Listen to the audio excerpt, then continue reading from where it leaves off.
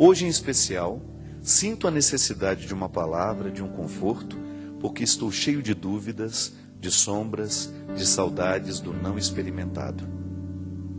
Por mais que eu tente fugir, um mesmo tema o tempo todo me perturba. Eu estou sempre emocionalmente fragilizada, ele vem à tona em mim, a minha família. O meu pai nunca se importou comigo.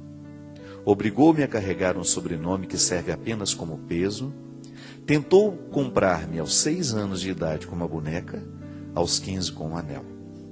Um trio feminino cuidou de mim ao longo desses 23 anos, tia, avó e mãe. Papéis distorcidos que não consigo compreender. E esta é a maior razão do meu dilema, padre. Aquela a quem foi conferido o papel maternal por vias biológicas nunca teve tal representação na minha vida. Mãe em meu coração sempre foi a minha avó. Pai também. Nunca fui chamada de filha por ninguém. Desconheço o que seja um cafuné antes de dormir. Quando as coisas não vão bem, penso na grandiosidade de uma simples intercessão da mãe por uma filha. De uma bênção, talvez. Penso, imagino, sonho. Não reclamo. Também agradeço. Não reclamo apenas. Eu também sei agradecer. Afinal, tenho uma avó muito especial, mas que deseja ser avó, pois quer ver a filha exercer seu papel de mãe. Espera pelo amadurecimento futuro da menina que, aos 53 anos, ainda enxerga a si mesma e aquela a quem deu a luz como personagens de uma brincadeira de casinha. Sinto que não reconheço os meus pais como tais. Logo, não os amo desta forma. Amo a minha mãe como tia, irmã, prima, mas como mãe não. Quanto ao meu pai, não o desejo nada de ruim. A ele apenas a minha indiferença. É o melhor que consigo lhe oferecer após tantas decepções. Pergunto-lhe, padre, é possível que o meu amor e louvor a Deus sejam sinceros se não sou capaz de amar essas criaturas cuja herança genética está disposta em mim? Por muitas vezes questiono a possibilidade de alcançar intimidade com Deus se não sou capaz de um sentimento tão natural, mas que para mim assemelha-se ao arco-íris que tanto aprecio, entretanto, nunca serei capaz de alcançar. Peço sua bênção com todo o meu carinho e admiração filiais. Claro, não vou dizer o nome da pessoa, mas veja bem, minha filha. Primeiro, obrigado pela sinceridade e pela riqueza da sua partilha. E eu faço questão de ler este e-mail, minha gente, porque ele tanto pode ser curativo, isto é, pode nos ajudar a curar as feridas do nosso coração, sobretudo no que diz respeito aos nossos relacionamentos, como ele pode ser também um e-mail preventivo. Eu tenho muito medo. Tenho muito medo com a forma com que as famílias estão sendo gestadas nos dias de hoje. Tenho muito medo dessa antecipação, dessa maternidade muito cedo, assim como eu falava ontem no show de Aparecida, para quem pôde acompanhar. Tenho muito medo dessa maternidade que se resume a ser uma função biológica. Isto é, pariu, colocou o filho no mundo, mas não cresce um vínculo, não se estabelece um vínculo de responsabilidade que a maternidade precisa ter. Minha filha, a primeira coisa, você precisa livrar-se desse peso. Amor não é uma obrigação. O amor, ele nasce de um processo natural da vida. Não adianta nada eu dizer para você assim, olha, você tem que me amar. E eu sei que às vezes o vínculo biológico, ele se impõe a nós como uma obrigação. E é natural que a gente viva o peso dessa imposição, porque isso faz parte de uma cultura. O meu irmão está aqui do meu lado e eu preciso amá-lo. Só que a gente precisa entender que muitas vezes o amor, ele passa também pelo contexto da nossa razão.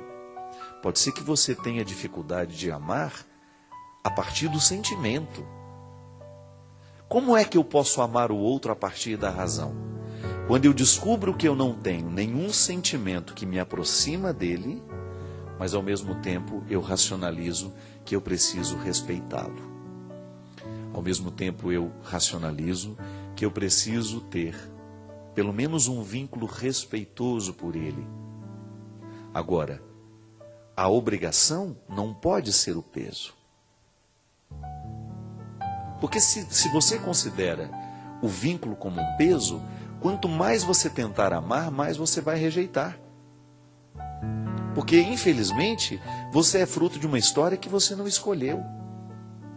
Mas agora você precisa resolver este impasse dentro do seu coração. Você agora precisa reacomodar essas pessoas na sua vida.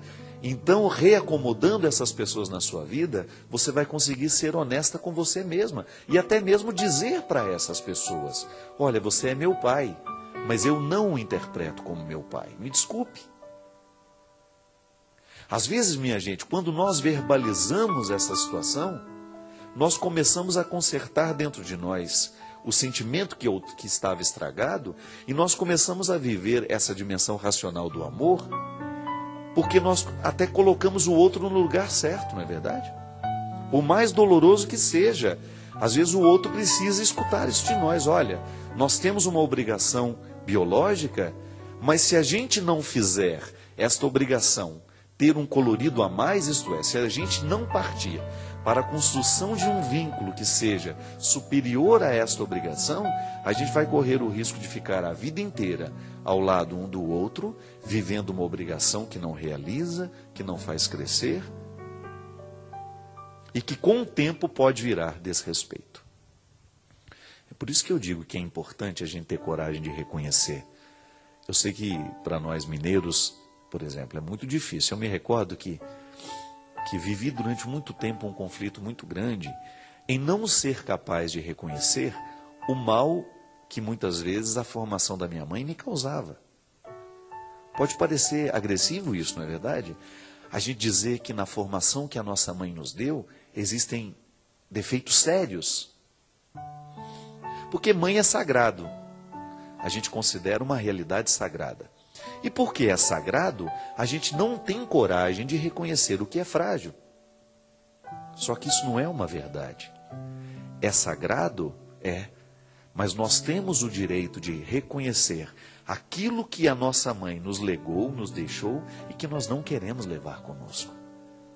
São aqueles aspectos da personalidade que você acabou tendo que assimilar porque era sua mãe, que você não teve coragem de reconhecer para você mesmo que aquilo era um peso, que aquilo não era um valor. Eu não sou obrigado a levar comigo os defeitos da minha mãe. E toda vez que eu me coloco diante da minha mãe, eu tenho que ter uma clareza para reconhecer o que dela está em mim, que é um peso que não vale a pena ser levado. Aí eu fico com a melhor parte. Na vida a gente tem que ter essa coragem de fazer essa triagem do que o outro está nos herdando. Porque muitas vezes nós levamos conosco um peso hereditário que nos impede, que nos priva da felicidade. É igual conflito em família, minha gente. Todo mundo tem dificuldade familiar. Mas essas dificuldades ficam ainda maiores quando nós não sabemos dividir os pesos e dizer: olha, esse peso é seu, eu não tenho obrigação de levá-lo para você. Não é verdade? Quando você é capaz de reconhecer os fardos que o outro está colocando sobre você, que ele não tem o direito de colocar. É como aquele e-mail que uma vez nós recebemos aqui, de uma moça que dizia que não aguentava mais sofrer por causa da família dela. E aí ela dizia: padre, eu já cheguei à conclusão que eu mesma não tenho problema. Eu fico o tempo todo absorvendo os problemas da minha casa, os problemas da minha família. E naquele momento eu dizia para ela aqui que ela precisava ser honesta com ela mesma. Ela não tinha o direito de sacrificar a vida dela, porque a irmã não dava jeito na vida, porque o irmão não tomava um jeito. Veja bem, a nossa ajuda, ela precisa ter um limite, porque senão ela vira um assistencialismo que vai manter o outro na inércia a vida inteira. Por isso, minha filha, que você, ao constatar que a sua mãe só é biológica, que você não nutre por ela um amor de filha, que ela não representa essa maternidade na sua vida, ela pode ser até uma tia, mas você não tem por ela um amor materno. O que a gente vai fazer? Você vai negar isso para você? Agora, você não precisa desrespeitar essa mulher. Você pode ter por ela esse amor mais racional, que é aquele que, olha, eu sei que ela é minha mãe, por ela tenho um respeito, e quem sabe a partir desta verdade, você comece a construir um vínculo bonito com essa criatura. Porque a vida é assim. Quando nós somos honestos com os nossos sentimentos, a gente começa a ter condições de trabalhar esses sentimentos e de melhorá-los. Nós sofremos dobrado, minha gente, quando nós mentimos para nós mesmos. Toda vez que nós temos dificuldade de assumir a nossa verdade pessoal, nós nos impomos um fardo que é altamente destruidor. Eu já contei essa história aqui, mas volto a dizer. Aquele filme A Missão, que conta a chegada dos jesuítas ao Brasil, tem uma cena muito bonita. Um rapaz comete um crime logo no início da história, e ele, para se colocar, para ele imputar a ele mesmo um processo de culpa, o que ele fez? Ele amarrou sobre as costas dele um fardo imenso, como se fosse uma mochila enorme, pesadíssima, que ele passou a levar ao longo da vida dele.